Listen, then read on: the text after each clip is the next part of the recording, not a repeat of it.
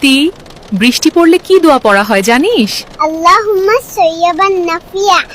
আমি দোয়া করে বৃষ্টিতে হাসি। জানো না, বসে পানি পান করা সুন্নত আর ডান হাতে সব খাবার খাওয়া সুন্নত। ঠিক আছে ভাইয়া, আমি আর এই ভুল করব না ইনশাআল্লাহ।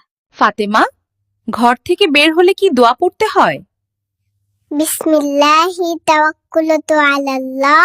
ফাতেমা, গরিবকে সাহায্য করলে কি হয়? আল্লাহ খুশি হন, আমাদের গুনাহ মাফ করেন। ফাতেমা, সুন্দর কিছু দেখলে আমাদেরকে মাশাআল্লাহ বলতে হবে। আচ্ছা ভাইয়া। মাশাআল্লাহ, খুব সুন্দর নদী। ফাতেমা, ঘুমের সময় কি দোয়া পড়তে হয়? আল্লাহুম্মা বিসমিকা আমুতু ওয়া হাইয়া। ফাতেমা, ইসলামের মৌলিক স্তম্ভ কয়টি ছাই? ইসলামের মৌলিক স্তম্ভ 5টি, তা হলো কালিমা, নামাজ, রোজা, হজ, যাকাত। মামুনি, পানি নষ্ট করো না, আল্লাহ অপচয়কারীদের পছন্দ করেন না।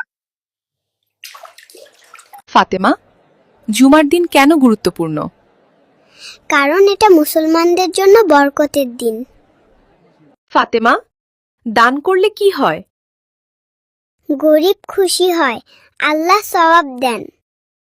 এইটা হলো সামক্কর, মানে মাছ। ওরা আল্লাহর বান্দা, পানিতে সেজদা করে। শামাক, পানিতেও বলে সুবহানাল্লাহ। ইফতি, এইটা হলো তুফাহ, মানে আপেল। তুফা তো জান্নাতের ফল, জান্নাতেও খাবো। ইয়ে!